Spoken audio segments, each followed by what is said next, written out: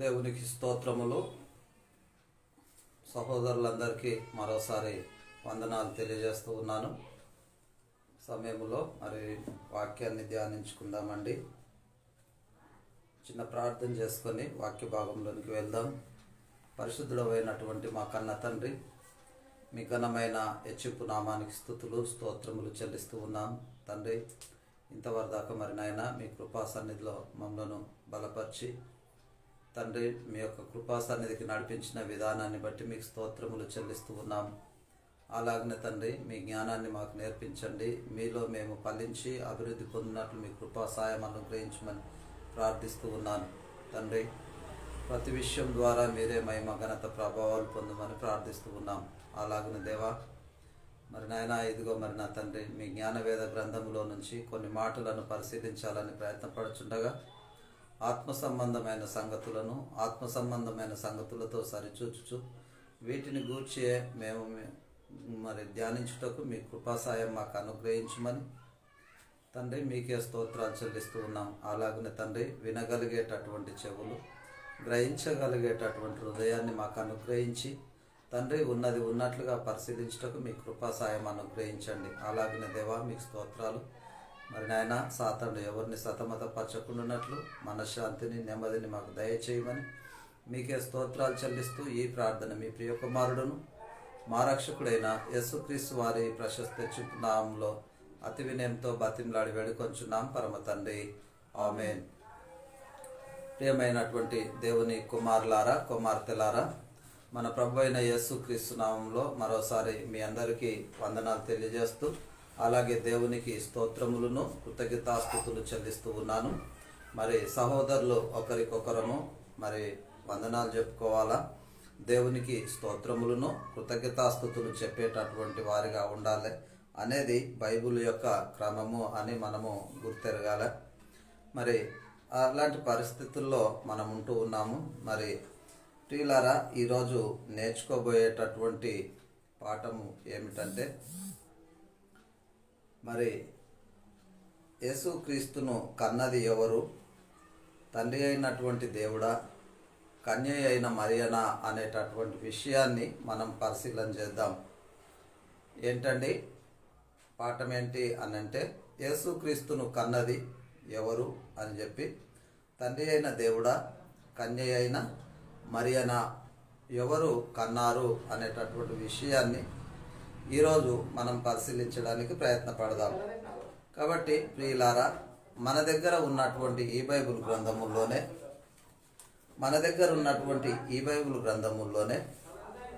మరి మరియా కన్నది అని ఈ బైబిల్ గ్రంథముల్లోనే ఉన్నది, లేదా తండ్రి అయినటువంటి దేవుడు కన్నడు అనేటటువంటి మాట కూడా ఇదే బైబిల్ గ్రంథముల్లో ఉన్నది. మరి ఈ రెండు మాటలు మరి ఎట్లా మనము అర్థం చేసుకోవాలా, ఎట్లా మనం దాన్ని సమాజంలోనికి తీసుకొని వెళ్ళేటటువంటి వారిగా ఉండాలి అనేటటువంటి విషయంలో మనము మరి పాటించవలసినటువంటి అవసరం ఏముంది అనేటటువంటిది మనం నేర్చుకుందాం. అలాంటి పరిస్థితుల్లో మరి ఒక మనిషిని ఇద్దరు ఎలాగనగలుగుతారు, ఒక ఆయనను ఇద్దరు కనడం అంటే ఏంటి అనేటటువంటి విషయాలను మనం పరిశీలించి తెలుసుకుందాం. అలాంటి పరిస్థితుల్లో యేసుక్రీస్తును కన్నది ఎవరు అనంటే, కన్య అయిన మరియ కన్నది అని మన బైబిల్లోనే ఉంది, తండ్రి అయిన దేవుడు కన్నాడని మన బైబిల్ గ్రంథంలోనే రాయబడి ఉన్నది. మరి ఈ రాయబడి ఉన్నటువంటి మాటలను మనము పరిశీలించి నిజంగా అసలు యేసుక్రీస్తును కన్నది ఎవరు అనేటటువంటి వాటిని మనం పరిశీలన చేద్దాం. యేసుక్రీస్తు ఎప్పటివాడు, యేసుక్రీస్తు ఎప్పుడు కలగబడ్డాడు, యేసుక్రీస్తును తండ్రి అయినటువంటి దేవుడు ఎప్పుడు కన్నాడు, యేసుక్రీస్తును మరి మరియ ఎప్పుడు కన్నది అనేటటువంటి విషయాలన్నిటిని కూడా క్లుప్తంగా మనము నేర్చుకోవడానికి ప్రయత్నపడదాం.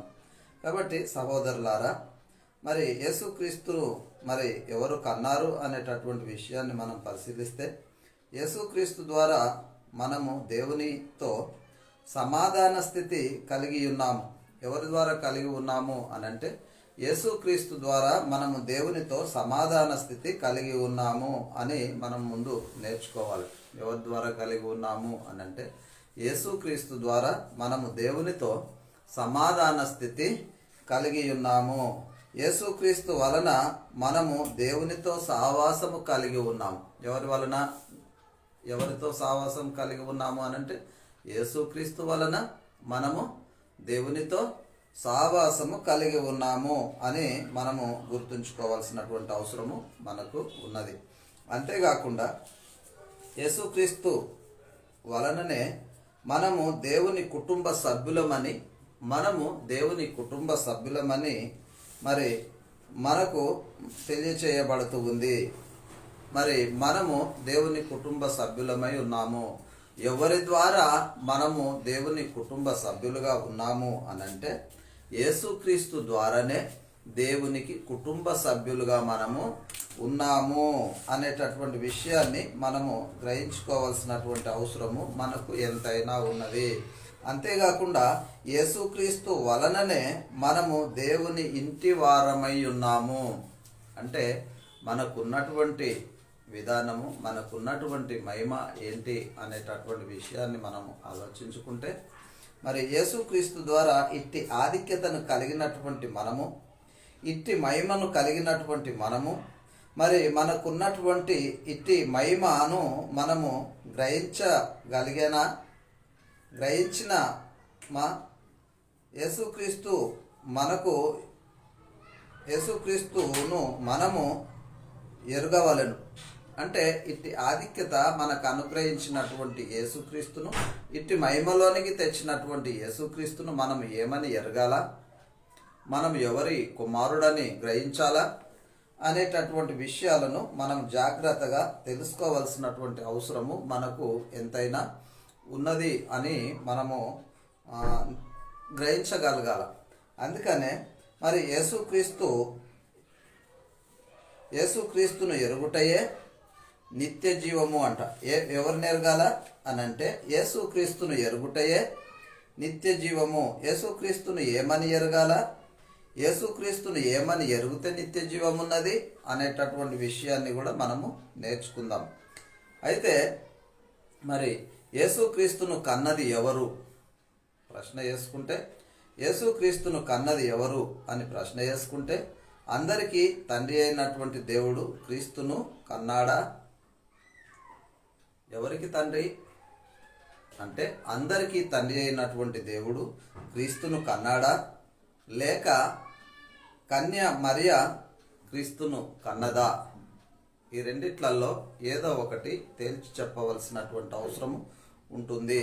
మరి ఏదో ఒకటి అనంటే ఏది ఎవరిని కన్నరు, ఎవరి ద్వారా ఎవరు కనబడ్డారు అనేటటువంటి విషయాన్ని కూడా మనం చక్కగా నేర్చుకోవాల్సినటువంటి అవసరము మనకుంది. అయితే యేసుక్రీస్తు ఎవరి కుమారుడని నేటి క్రైస్తవ సమాజము గుర్తించగలుగుతున్నారు? యేసుక్రీస్తు ఎవరి కుమారుడని నేటి క్రైస్తవ సమాజం గుర్తించగలుగుతూ ఉన్నారు? యేసుక్రీస్తు తండ్రి అయిన దేవుని కుమారుడని గుర్తిస్తున్నారా, లేక యేసుక్రీస్తు కన్యమరియ కుమారుడని గుర్తిస్తూ ఉన్నారా? ఎవరి కుమారుడని నేటి క్రైస్తవ సమాజము గుర్తిస్తూ ఉంది? ఎవరి కుమారుడని యేసుక్రీస్తును నమ్ముతూ ఉన్నాము అనేటటువంటి విషయంలో చాలా స్పష్టమైనటువంటి మరి అవగాహన కలిగి ఉండేటటువంటి వారిగా ఉండాలని దేవుని వాక్యము మనకు తెలియజేస్తూ ఉంది. అందుకే వారందరూ కేవలము యేసుక్రీస్తును కేవలము 2000 సంవత్సరాల వాడిగా గుర్తిస్తూ ఉన్నారు. నేటి క్రైస్తవ ప్రపంచంలో ఎక్కువ మంది యేసుక్రీస్తును దేవుని కుమారుడని అంగీకరించడం లేదు. ఏమని అంగీకరించడం లేదు అనంటే యేసుక్రీస్తు దేవుని కుమారుడని అంగీకరించడం లేదు. ఎందుకు అంగీకరించడం లేదు అనంటే యేసుక్రీస్తును కన్యమరియ కుమారుడని గుర్తిస్తూ ఉన్నారు. యేసుక్రీస్తును మరియ కుమారుడుగానే గుర్తిస్తూ ఉన్నారు అనేటటువంటిది. అందుకనే మరి ఇంచుమించు యేసుక్రీస్తు 2000 సంవత్సరాల వాడేనని, మరి క్రీస్తును కన్నది కన్య మరియనేనని డిసెంబరు 25వ తారీఖున మరి కన్య మరియ యేసుక్రీస్తును కన్నదని నమ్ముచూ ఉన్నటువంటి పరిస్థితి. ఎప్పుడండి అనంటే డిసెంబర్ 25వ తారీఖున యేసుక్రీస్తును కన్య మరియ కన్నదని నమ్ముతూ ఉన్నారు. నమ్మటం ద్వారా ఏం జరిగిస్తూ ఉన్నారు అనంటే యేసుక్రీస్తు అనంటే అందుకే వారందరూ ఆ దినమున యేసుక్రీస్తు పుట్టినరోజు పండుగగా మహావేడుకలు జరుపుకుంటున్నటువంటి వారు ఈ లోకములో చాలామంది ఉన్నారు. అంటే యేసుక్రీస్తు ఎవరికి పుట్టిండని పండుగ చేస్తూ ఉన్నారు అనంటే కన్య మరియకు పుట్టిండని మరి పండుగ చేసుకుంటున్నటువంటి సందర్భాలు ఈ లోకంలో చాలామంది క్రైస్తవులు జరిగిస్తూ ఉన్నారు. అలాంటి పరిస్థితుల్లో ప్రియులారా మరి వారు చేసుకుంటున్నటువంటి క్రీస్తును కన్నది మరియ కన్నదా? వారు అనుకుంటున్నట్లుగా క్రీస్తును కన్నది కన్య మరియనేనా అనేటటువంటి విషయాన్ని ఒకసారి మనము ఆలోచించాలా. వారు ఆచరిస్తున్నటువంటి ఈ ఆచార కార్యములు లేఖనానుసారమైనవేనా అంటే వాళ్ళు ఆచరిస్తున్నటువంటి ఈ ఆచార కార్యములు అనంటే ఈ పండుగలు వాక్యానుసారమైనయేనా అనేటటువంటి విషయాన్ని మనము ప్రశ్నించుకోవాల్సినటువంటి అవసరము మనకు ఎంతైనా ఉన్నది. అందుకనే మరి యేసుక్రీస్తును మరి ఏమని తెలుసుకుంటున్నారు మరి కదా అయితే తెలుసుకోవాల్సినటువంటి అవసరము మనకు ఎంతైనా ఉన్నది. వారు ఆచరించేటటువంటి వాక్యానుసారమైనటువంటి పండుగల అని తెలుసుకోవాల్సినటువంటి అవసరము మనకు ఎంతైనా ఉన్నది. మరి ఎందుకనంటే నేటి క్రైస్తవులమైన మనము క్రీస్తు యేసు ఎవరో గుర్తించగలగాలి. యేసుక్రీస్తు ఎరుగుట అంటే మనము నిత్య జీవం పొందుట అని గ్రహించాలి. యేసుక్రీస్తును ఎరుగుట అని అంటే మనము నిత్య జీవం పొందుతామని గ్రహించాలి. అంతేకాకుండా ఈ సత్యాన్ని యేసుక్రీస్తే తన తండ్రికి చేసినటువంటి ప్రార్థనలో తెలియపరుస్తున్నటువంటి లేఖన భాగాలను ఇప్పుడు మనం పరిశీలన చేద్దాం. యేసుక్రీస్తు తన తండ్రికి చేస్తున్నటువంటి ప్రార్థనలో ఈ సత్యాన్ని తెలియపరుస్తూ ఉన్నాడు. ఎవరిని ఎరుగుతే నిత్య జీవం ఉంది అని అంటే యేసుక్రీస్తును ఎరుగుట నిత్య జీవము అని చెప్పబడుతూ ఉంది. అందుకనే యోహాను సువార్త 17వ అధ్యాయము యోహాను సువార్త 17వ అధ్యాయము మరి 3వ వచనాల్లో చూస్తే అద్వితీయ సత్యదేవుడవైన నిన్నును నీవు పంపిన యేసుక్రీస్తును ఎరుగుటయే నిత్య జీవము అని అంటూ ఉన్నాడు. ఎవరిని ఎరగాల అని అంటే అద్వితీయ సత్యదేవుడవైన నిన్నును నువ్వు పంపిన యేసుక్రీస్తును ఎరుగుటయే నిత్య జీవం అంట. ఎవరిని ఎరుగుతున్నాము అనంటే యేసుక్రీస్తును. ఎవరు పంపిరని ఎరగాల అనంటే దేవుడు పంపిండని ఎరగాల అని ఇక్కడ లేఖన భాగము మనకు చెప్తూ ఉంది. ఎవరు పంపించరు అనంటే దేవుడు పంపించిండు. దేవుడు పంపితే వచ్చినటువంటి ఆయనే ఎవరు అనంటే యేసుక్రీస్తు. యేసుక్రీస్తును ఎరగటమే నిత్య జీవము. యేసుక్రీస్తును ఏమని ఎరగాలే అనేటటువంటి విషయాన్ని మనము శూన్యంగా తెలుసుకోవాల్సినటువంటి అవసరము మనకున్నది. అందుకనే 1 యోహాను పత్రిక 2వ అధ్యాయం 22వ వచనంలో యేసు క్రీస్తు కాడని చెప్పువాడు తప్ప ఎవడు అబద్ధికుడు అని అంటుండు. ఏమంటుండండి?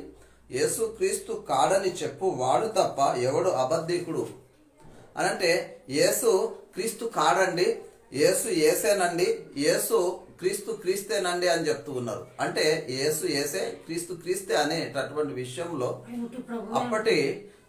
అప్పటి సమాజము ఆ విధానంగా నమ్మింది. అప్పటి వాళ్ళు అట్లా ఆయనను గుర్తెరిగిర్రు. అదే విధానంగా నేటి సమాజము కూడా ఏమని నమ్ముతూ ఉంది అనంటే యేసు ఏసే, క్రీస్తు క్రీస్తే అనేటటువంటి. అయితే యేసు క్రీస్తు కాడని చెప్పేటటువంటి వాళ్ళు తప్ప ఇంకా ఎవడు అబద్ధికుడు అనంటే యేసు క్రీస్తు కాడని చెప్పేటటువంటి వాళ్ళు యేసు క్రీస్తు కాడు అని, ఏసే క్రీస్తు కాడని చెప్తూ ఉన్నారు. యోహాను పత్రిక 2వ అధ్యాయము 22వ వచనంలో అయితే తండ్రిని కుమారుణ్ణి ఒప్పుకొనని వీడే క్రీస్తు విరోధి అంట. ఎవరు అనంటే తండ్రిని కుమారుణ్ణి ఒప్పుకొనని అటువంటి వాళ్ళు ఉన్నారు. మరి వాడే క్రీస్తు విరోధి అని చెప్పబడుతూ ఉంది. తండ్రిని కుమారుణ్ణి ఒప్పుకొనని వీడే క్రీస్తు విరోధి. అయితే ఇదే యోహాను పత్రిక, మొదటి యోహాను పత్రిక 2వ అధ్యాయం 23వ వచనంలో చూసినప్పుడు, తండ్రిని ఒప్పుకొనిన ప్రతివాడును, కుమారుణ్ణి ఒప్పుకొనిన ప్రతివాడును తండ్రిని అంగీకరించువాడు, ఒప్పుకొనని ప్రతివాడును కుమారుణ్ణి అంగీకరించువాడు కాడు. ఏమంట? కుమారుణ్ణి ఒప్పుకొనని ప్రతివాడును తండ్రిని అంగీకరించడంట. ఎవరిని ఒప్పుకోడు అనంటే, కుమారుణ్ణి ఒప్పుకొనని వాడు తండ్రిని అంగీకరించడు. ఏమని ఒప్పుకోడు అనంటే, యేసుక్రీస్తు దేవుని కుమారుడు కాదండి, యేసుక్రీస్తే దేవుడండి, యేసుక్రీస్తే తండ్రి అయినటువంటి దేవుడు, యేసుక్రీస్తే త్రిత్వములో ఏకత్వము, త్రియేక దేవుడు అని సమాజానికి తెలియపరుస్తున్నటువంటి వాళ్ళు చాలామంది ఉన్నారు. అందుకనే మరి అలాంటి పరిస్థితుల్లో వీళ్ళు ఏమని గుర్తెరుగుతూ ఉన్నారు అని అంటే, తండ్రే కొడుకు, కొడుకే తండ్రి, కొడుకే పరిశుద్ధాత్ముడు, ముగ్గురు ఒకటే అని చెప్తూ ఉన్నటువంటి వాళ్ళు లోకములో ఉన్నారు.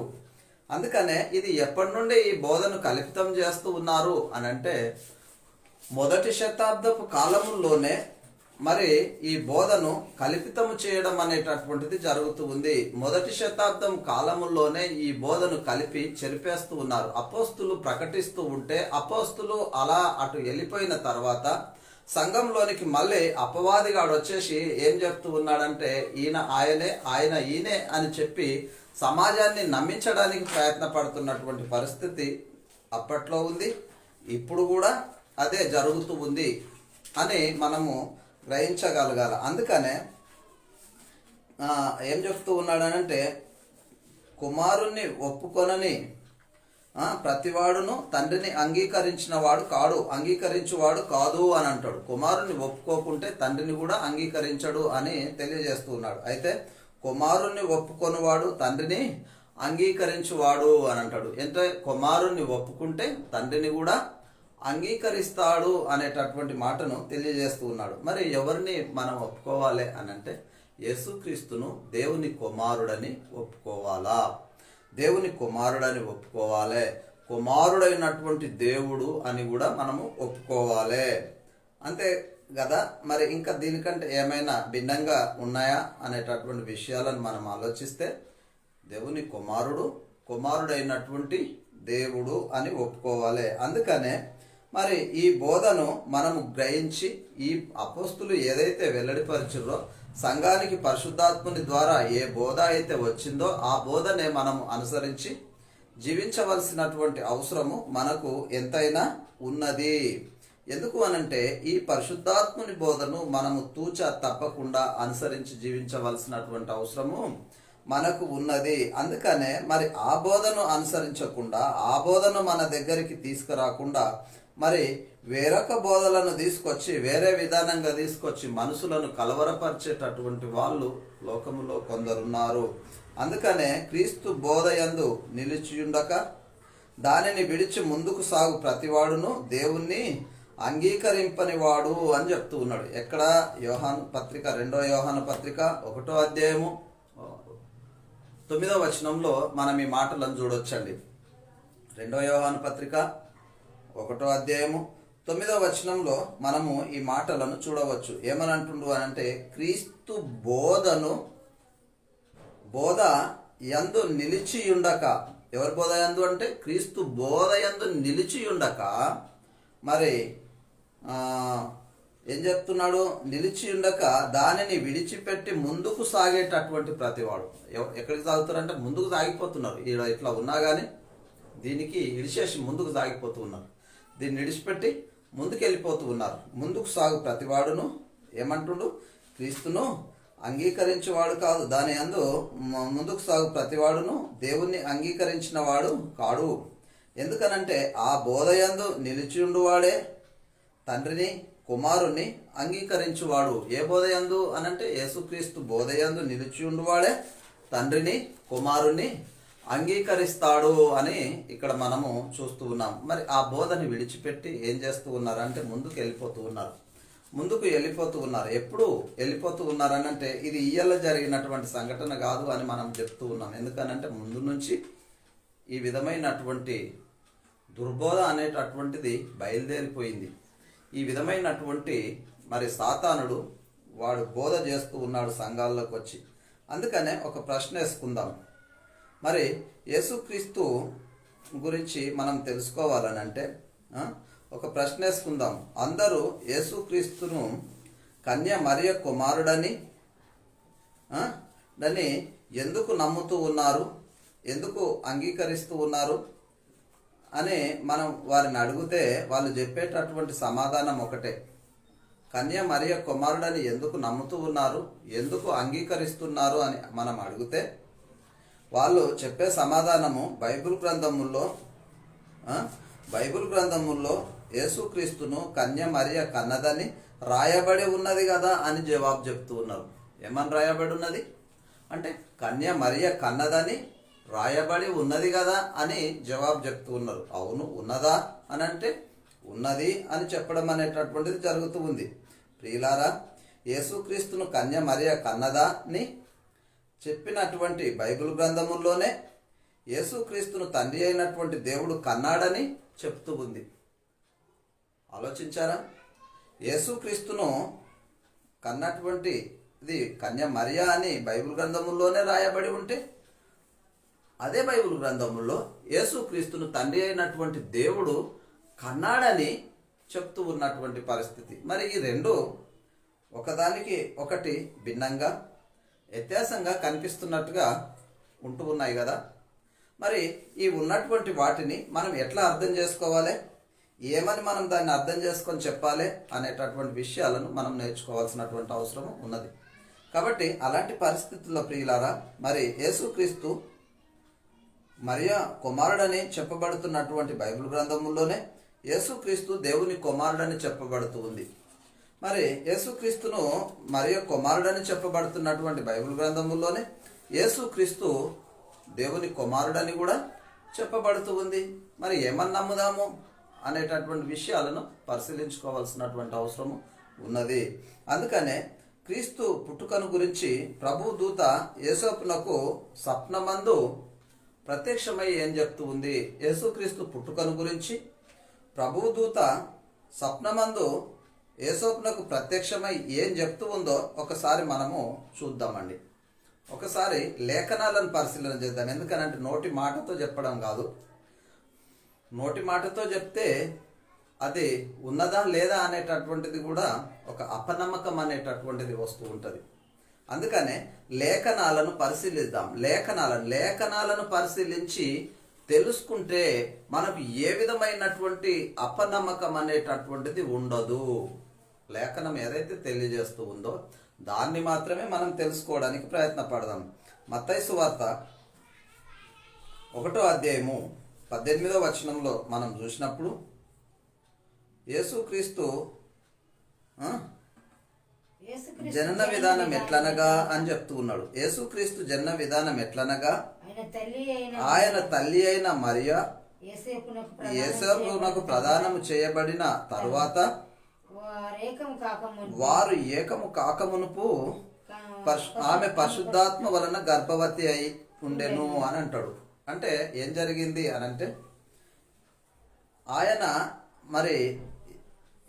ఆయన తల్లి అయినటువంటి మరియకు, ఎవరి తల్లి అని అంటే యేసుక్రీస్తుకు తల్లి అయినటువంటి మరియకు యేసోపునకు ప్రదానము చేయబడినటువంటిది, అంటే నిశ్చితార్థం అనేటటువంటిది జరిగింది. ఈ నిశ్చితార్థం జరిగినటువంటి పరిస్థితుల్లో ప్రదానము చేయబడినటువంటి తర్వాత వారు ఏకము కాకమునుపు ఆమె పరిశుద్ధాత్మ వలన గర్భము ధరించి ఉండెను అని అంటాడు. ఎలా ధరించింది గర్భము అని అంటే పరిశుద్ధాత్మ వలన గర్భము ధరించింది అని చెప్తున్నాడు. 19వ వచనం కూడా చూసినట్లయితే ఆమె భర్త అయినటువంటి యేసేపు నీతిమంతుడయ్యుండి ఆమెను అవమానపరచనొల్లక రహస్యముగా ఆమెను విడనాడ నుద్దేశించెను అని అంటాడు. ఏమంటుండు అనంటే ఆయనంట యేసేపు ఆయన నీతిమంతుడంట. నీతిమంతుడై ఉండి ఆమెను అవమానపరచకూడడం లేదు. ఎందుకనంటే అవమానపరిచేటటువంటి విధానంగా అనుకోలే కానీ ఆమెను రహస్యంగా వదిలేసుకోవాలి అని ఆయన అనుకున్నటువంటి పరిస్థితి. మరి ఆ విధానంగా ఉద్దేశించుకున్నాడు. అందుకనే అక్కడ చెప్పబడుతున్నటువంటి మాటను మనం చూస్తూ ఉన్నాం. మరి ఒకవేళ అలాంటి పరిస్థితి నేటి సమాజంలో గిట కలిగి ఉంటే మరి వాళ్ళని ఏమంటాము? అనంటే సమాజము నానా రకములైనటువంటి నిందలు వేయడం అనేటటువంటిది కూడా జరుగుతూ ఉంటుంది. కాబట్టి అలాంటి విధానం ఇక్కడ కాదు. కానీ మరి ఆమెను ఆయన రహస్యముగా విడనాడడానికి ఉద్దేశించిండు. అంటే ఇక ఆమె నాకు భార్యగా ఉండకూడదు, ఆమెను నేను చేసుకోను, ఆమెను నేను చేర్చుకోను అనేటటువంటి విధానంగా ఆయన ఆలోచన అనేటటువంటిది వచ్చింది. మరి ఆ ఆలోచనను బట్టి ఆయన ఉద్దేశాన్ని వెల్లడిపరిచినటువంటి పరిస్థితి. అందుకనే 20వ వచనంలో చూస్తే, అతడు ఈ సంగతులను గూర్చి ఆలోచించుచుండగా ఇదిగో ప్రభుదూత స్వప్నమందు అతనికి ప్రత్యక్షమై అని అంటాడు. ఏమైంది? ఈ సంగతులను గురించి ఆలోచిస్తూ ఉన్నాడంట. ఈ సంగతులను గురించి ఆలోచిస్తున్నటువంటి పరిస్థితుల్లో ఆయనకు స్వప్నమందు ప్రభుదూత ప్రత్యక్షమైందంట. ప్రత్యక్షమై ఏమంటూ ఉంది అనంటే, దావీదు కుమారుడమైనటువంటి యోసేపు అని చెప్తూ ఉన్నది. ఏమని చెప్తుందండి? దావీదు కుమారుడమైనటువంటి యోసేపు అని పిలుస్తూ ఉంది.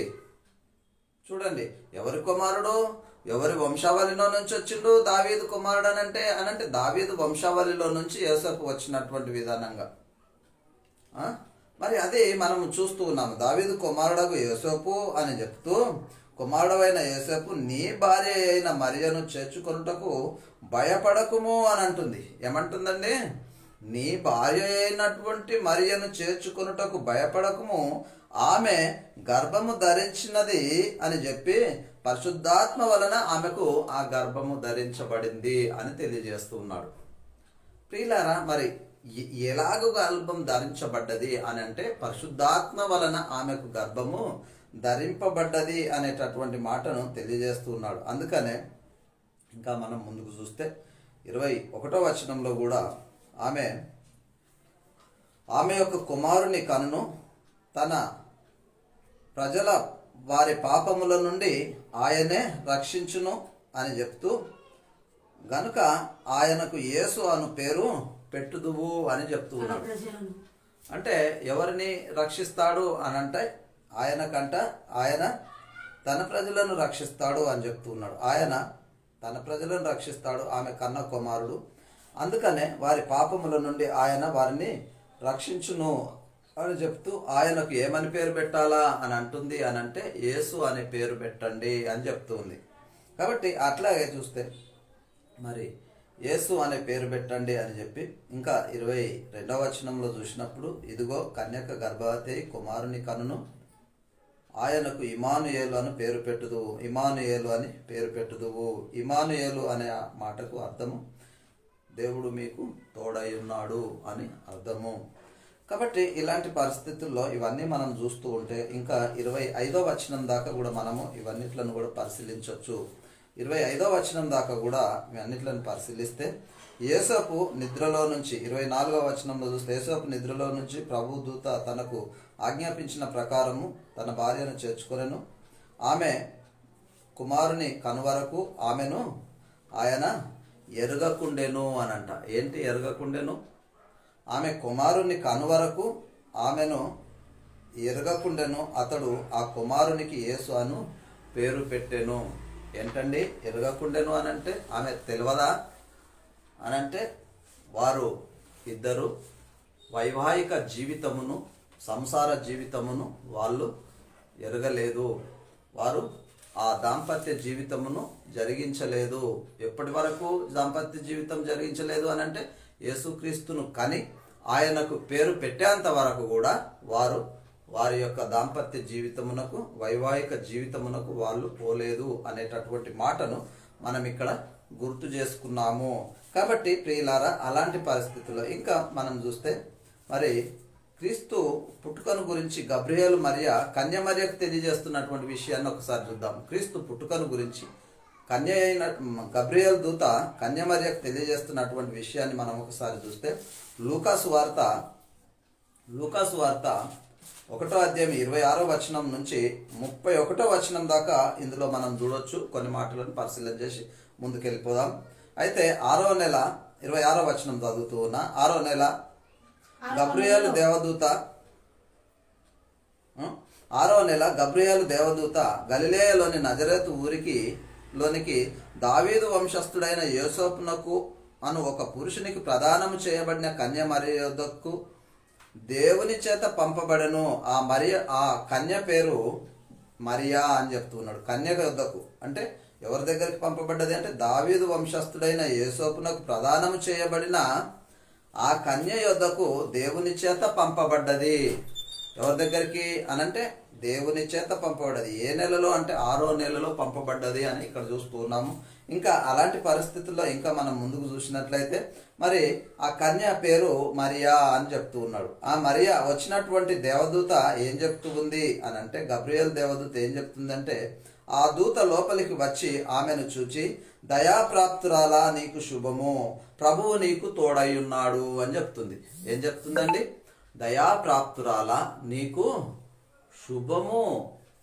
చూడండి, ఆమెతో మాట్లాడుతున్నటువంటి మాటలను మనం వింటుంటే ఎంత గంభీరంగా ఉన్నాయండి. దయాప్రాప్తురాలా నీకు శుభము, ప్రభువు నీకు తోడై ఉన్నాడు అని చెప్పడం జరుగుతూ ఉంది. అంతేకాకుండా ఇంకా 29వ వచనంలో చూస్తే ఆ మాటలకు బహు తొందరపడి ఈ శుభవచనం ఏమిటో అని ఆలోచించుకొనుచుండగా అని అంటాడు. అంటే ఆమె భయపడ్డట్టున్నది. మరియా భయపడినట్టుగా ఉంది.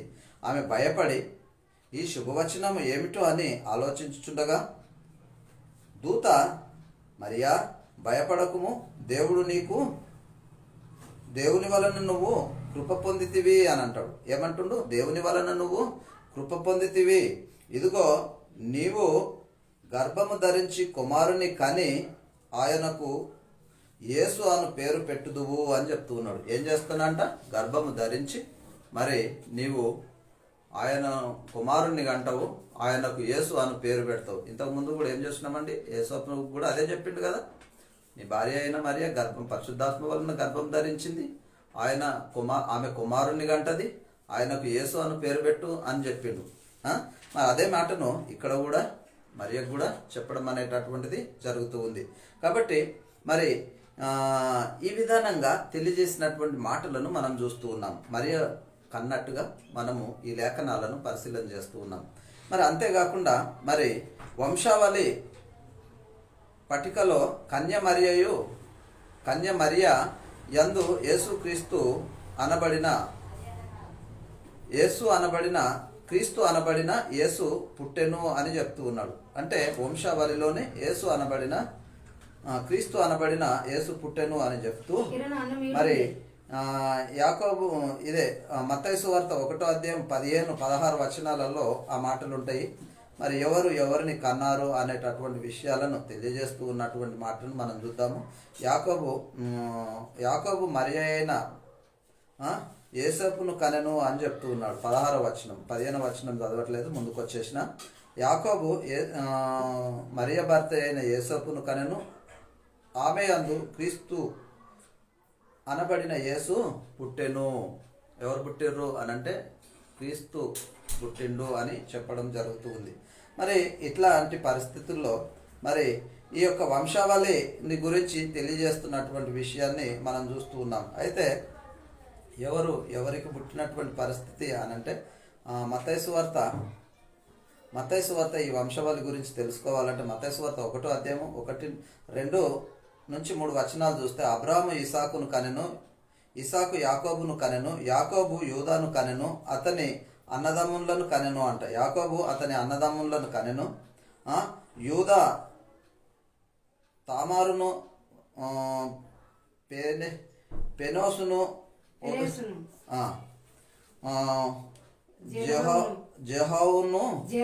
జెరహావును కనెను అని చెప్తూ ఉన్నాడు. అంటే ఇట్లా ఒక వంశవళిని గురించి తెలియజేస్తూ ఉన్నాడు. అయితే యేసు కన్యమరియ కుమారుడని బైబిల్ గ్రంథముల్లో రాయబడినటువంటి బోధించినటువంటి ఈ బోధను మనము చూసాము. మరి అలాంటి పరిస్థితుల్లో యేసుక్రీస్తును మరి అప్పటి వాళ్ళు ఏమని గుర్తెరిగిర్రు? యేసు కన్యమరియ కుమారుడని బైబిల్ గ్రంథముల్లో మరి బోధించట గురించి తెలుసుకుందాం. బైబిల్ గ్రంథమును గురించి తెలుసుకుందాం. ఇది ఎక్కడ అనంటే మత్తయి సువార్త 13వ అధ్యాయము 55-56 వచనాల్లో ఇతని తల్లి పేరు మరియ కాదా అని అంటాడు. ఎవరి కుమారుడు అని గుర్తెరుగుతున్నారు అప్పటోళ్ళు అని అంటే ఇతని తల్లి పేరు మరియ కాదా అని చెప్తున్నాడు. 55వ వచనంలో చూస్తే ఇతడు వడ్లవాని కుమారుడు కాడా, ఇతని తల్లి పేరు మరియ కాదా, యాకోబు, యేసపు, సిమోను, యూదా అను వారు ఇతని సహోదరులు కారా అని అంటుండు. అంటే ఈయనకు యేసుక్రీస్తుకు తర్వాత కూడా 4 తమ్ములు మరి సహోదరి మనులు కూడా ఉన్నారు, అంటే చెల్లెళ్ళు ఉన్నట్టుగా మనము చూస్తూ ఉంటాము. అయితే ఇక్కడ చెప్పబడే మాట ఏంటి అనంటే ఇతడు వడ్లవాని కుమారుడు కాడా అని చెప్పి ఇతని తల్లి పేరు మరియ కాదా అని చెప్తూ ఉన్నాడు. అంటే ఈయన సహోదరుల గురించి కూడా వెల్లడిపరుస్తున్నటువంటి విషయాన్ని మనం చూస్తూ ఉన్నాం. మరి ఇతని సహోదరి మనులు మనతో ఉన్నవారు కారా, ఇతనికి ఇట్టి కార్యములన్నీ ఎక్కడ నుండి వచ్చినని చెప్పుకొనుచు ఆయనను విషయమై అభ్యంతరపడిరి. ఇతనికి అంటే ఏమున్నారు అంటే ఈయనకు సహోదరులు కూడా ఉన్నారు. మరి ఇతనికి ఇట్టి మరి కార్యాలన్నీ ఎక్కడి నుంచి వస్తూ ఉన్నాయి, ఎక్కడి నుంచి ఇవన్నీ చేయగలుగుతూ ఉన్నాడు అని ఆయనను గురించి అభ్యంతరపడ్డట్టుగా ఇక్కడ తెలియజేస్తూ ఉన్నాడు. అయితే మరి ఈయన తల్లిదండ్రులు మనతో ఉన్నారు అని చెప్పడం అనేటటువంటిది. ఎవరి తల్లిదండ్రులు అంటే యేసుక్రీస్తు తల్లిదండ్రులు మనతో ఉన్నారు అనేటటువంటి మాటను ఒకసారి చూద్దామండి. యోహాను సువార్త 6వ అధ్యాయము 42-43 వచనాలలో చూస్తే, కాబట్టి నేను పరలోకము నుండి దిగివచ్చిన ఆహారమునని ఆయన చెప్పినందుకు యూదులు ఆయనను గూర్చి సనుకొనుచు ఈయన యేసపు కుమారుడైన యేసు కాడా అని చెప్తూ ఉన్నారు. అంటే నేను పరలోకము నుంచి దిగి వచ్చిన ఆహారాన్ని అని యేసుక్రీస్తు చెప్తుంటే ఆయనను గురించి యూదులు సన్నుకుంటున్నారంట. ఎందుకు అనంటే ఈయన యేసపు కొడుకు కాదా, మరి ఎందుకు నేను పరలోకం నుంచి దిగి వచ్చిన ఆహారాన్ని అని చెప్తూ ఉన్నాడు అని వీళ్ళలో సందేహం అనేటటువంటిది వచ్చింది. అందుకని 43వ వచనంలో ఈయన తల్లిదండ్రులు మనం ఎరుగుదుము కదా, ఈయన తల్లిదండ్రులను మనం ఎరుగుదుము కదా అని చెప్తూ ఉన్నారు. తల్లిదండ్రులను మనం ఎరుగుదుము కదా, నేను పరలోకం నుండి దిగి వచ్చి ఉన్నానని ఈయన ఎలాగూ చెప్పుచున్నాడని అంటూ ఉన్నారు. అంటే చూడండి, ఈయన మరియ తల్లిదండ్రులు అని అంటే యేసుక్రీస్తు తల్లిదండ్రులు ఉన్నారు అనేటటువంటి మాటను తెలియజేస్తున్నాడు. ఇంకా మత్తయి సువార్త 2 కూడా చూస్తూ ఉంటే 2వ అధ్యాయము 10-11 వచనాలలో వారు ఆ నక్షత్రమును చూచి అత్యానంత భరితులై ఇంటిలోనికి వచ్చి తల్లి అయిన మరియను ఆ శిశువును చూచి సాగిలపడి ఆయనకు సాంబ్రాను బోనం ఎవరు తెచ్చిర్రు అని అంటే జ్ఞానులు తీసుకొచ్చారు. సాంబ్రాను బోలమును ఆయనకు సమర్పించినటువంటి బంగారము సాంబ్రాని బోలమును ఆయనకు సమర్పించినటువంటి పరిస్థితిని ఇక్కడ చూస్తున్నాడు. అయితే ఆయన తల్లి అయినటువంటి మరియ అని చెప్తూ యేసుక్రీస్తు జన్మ విధం ఎట్లనగా ఆయన తల్లి అయినటువంటి ఎక్కడ మత్తయి సువార్త 1:18 జన్మ విధం ఎట్లనగా అని చెప్తూ ఆయన తల్లి అయిన మరియ యేసోపునకు ప్రదానం చేయబడిన తర్వాత వారు ఏకము కాపమునుపు ఆమె పరిశుద్ధాత్మ వలన గర్భవతి అయ్యను అని చెప్తూ ఉన్నాడు. అంటే చూడండి, మరి ఎట్లా జరుగుతుంది అనంటే ఆమె గర్భవతి అయినది అని. ఎవరి వల్ల గర్భవతి అయింది అనంటే పరిశుద్ధాత్మ వలన గర్భవతి అయింది అనేటటువంటి విషయాన్ని ఇక్కడ మనము చూస్తూ ఉన్నాం. ఇదే 2:13 చూస్తే మత్తయి సువార్త 2:13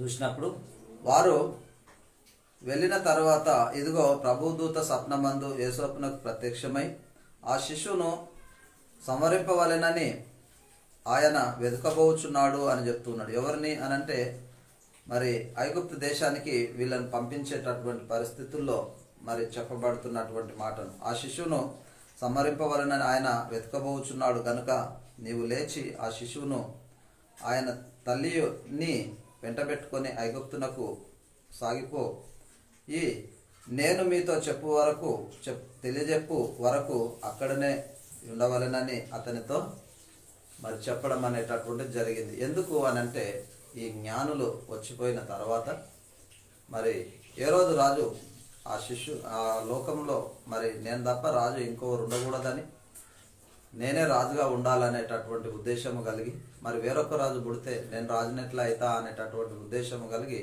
ఆయనను సంహరించడానికి మరి ఆయన పూనుకున్నటువంటి పరిస్థితి. అయితే సంహరించాలంటే ఎలా సంహరించగలుగుతాడు అనేటటువంటి విషయాన్ని మనం ఒకసారి ఆలోచించుకుంటే, ఆయన అనేటటువంటి ప్రత్యేకించి తెలియదు కాబట్టి ఆ దేశంలో 2 సంవత్సరాలు మొదలుకొని అప్పుడే పుట్టిన బిడ్డ వరకు అంతమందించాలి అనేటటువంటిది ఆయన ఆజ్ఞ ఇవ్వడం అనేటటువంటి జరిగింది.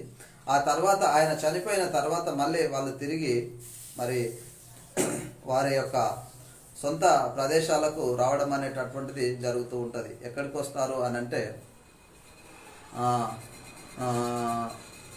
21వ వచనంలో చూడొచ్చండి. ఇదే మత్తయి సువార్త 2:21లో చూస్తే, ఆ శిశువు ప్రాణము తీయజూచు చుండిన వారు చనిపోయిన అని చెప్పి అటు అప్పుడు శిశు ప్రాణం తీయజూచున్న వారు చనిపోయారని చెప్పి అప్పుడు అతడు లేచి శిశువును తల్లిని తోలుకొని ఇజ్రాయెల్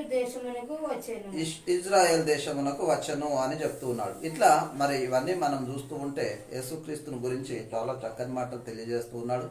మరి అంతేకాకుండా మరి ఎలిజబెతు దగ్గరికి వెళ్ళినప్పుడు కూడా ప్రభు యొక్క అంటే నా ప్రభువు యొక్క తల్లి నా యొద్దకు వచ్చను అనేటటువంటి మాటను లూకా సువార్త 1:40లో కూడా చూడగలుగుతాము. అంతేకాకుండా మరి ఆయన తల్లిదండ్రులు అనే మమ్మను అంటే ఇక్కడ లూకా సువార్త 1:48వ వచనంలో చూసినప్పుడు ఆయన తల్లిదండ్రులు ఆయనను గూర్చి మిక్కిలి ఆశ్చర్యపడిరి అనంట. ఎవరు అనంటే యేసుక్రీస్తు తల్లిదండ్రులు అని చెప్తూ ఉన్నాడు ఇక్కడ. యేసుక్రీస్తు తల్లిదండ్రులు ఆయనను చూచి మిక్కిలి ఆశ్చర్యపడిరి అని చెప్పి, ఆయన తల్లి కుమారుడా మమ్మను ఎందుకు ఇలాగు చేస్తివి అని అంటుంది. ఏమంటుందండి? మమ్మల్ని ఎందుకు ఇలాగు చేస్తివి అని చెప్పి, ఎందుకు ఇలాగు చేస్తివి అని చెప్తుంది. ఎందుకనంటే ఆయన ఆ యొక్క 12 సంవత్సరాల ఆ ప్రాయంలో ఆయన మరి ఆ యొక్క జాతరకు వెళ్ళినటువంటి పరిస్థితుల్లో ఆయన అక్కడి నుండి వేరే ప్రాంతానికి వెళ్ళి దేవాలయంలో ఆయన ఆ ప్రాంతంలో ఆయన దేవాలయంలో మాట్లాడుతున్నటువంటి పరిస్థితుల్లో మరి వీళ్ళు తప్పిపోయిండని 2 దినాలు అక్కడ ఇక్కడ వెతికి తర్వాత చివరికి దేవాలయంలో ఆయన ఉంటే ఆయనను చూసి ఆశ్చర్యపడినటువంటి పరిస్థితి. అందుకనే వారు మరి తెలియజేస్తున్నటువంటి విషయాన్ని ఇక్కడ చూస్తూ ఉన్నాం.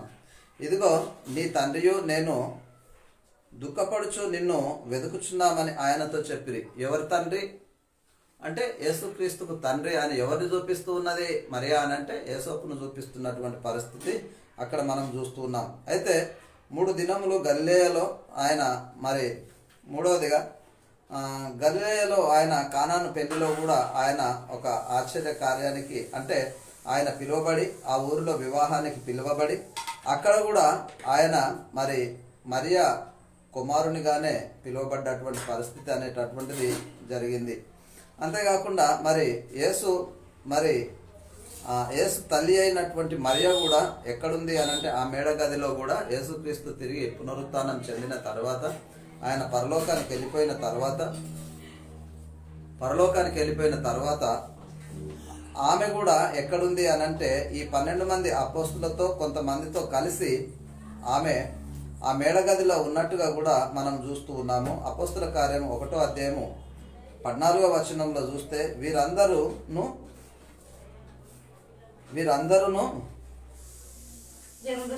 వీరితో కూడా కొందరు స్త్రీలను యేసు తల్లి అయిన మరియా ఆయన సహోదరులను ఏక మనసుతో కూడి ఎడతెగక ప్రార్థన చేయుచుండిరి. అంటే అక్కడ మరియా కూడా ఉన్నది అని తెలియజేస్తున్నాడు. ఏ మరియా అని అంటే యేసు తల్లి అయిన మరియా కూడా ఉన్నది అని తెలియజేస్తున్నాడు. కాబట్టి ప్రియులారా మరి ఇంతవరకు మనం చూసినటువంటి విషయాలు ఏం చూసామనంటే యేసుక్రీస్తును మరియా కన్నది అన్నట్టుగా చూసినాము.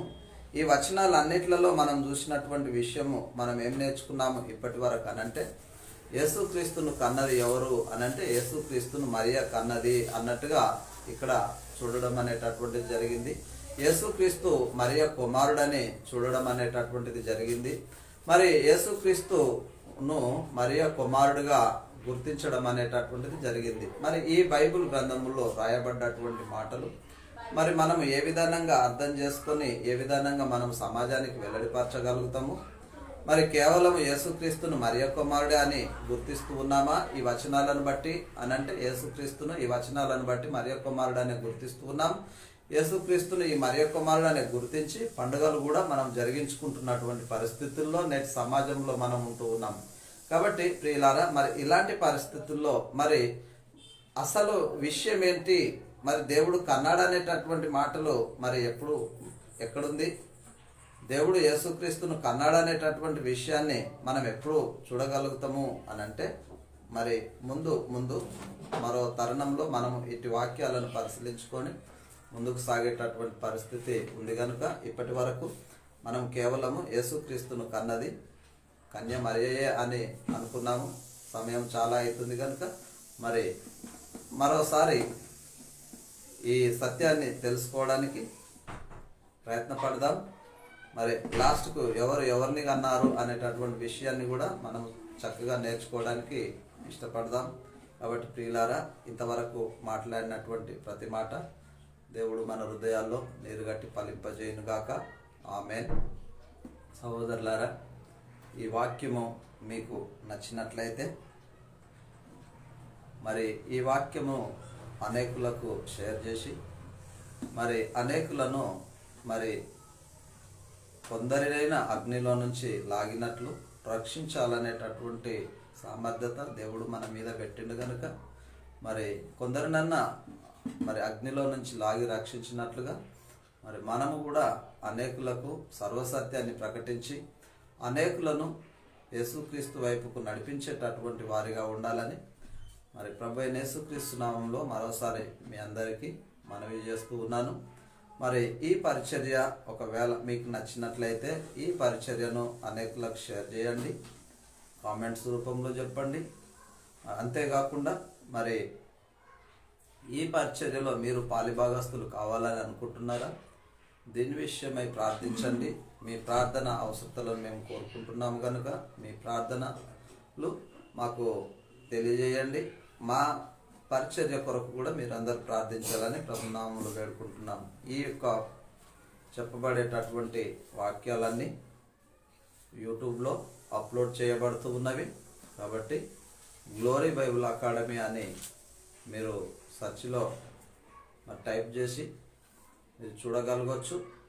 సబ్స్క్రైబ్ చేసుకోవడము మర్చిపోవద్దు. కాబట్టి ప్రియులారా, మరి ఈ మాటలను ఇంతటికి ముగిస్తూ సెలవు తీసుకుంటున్నాను. మీ అందరికీ మరోసారి వందనాలు. దేవునికి స్తోత్రములు.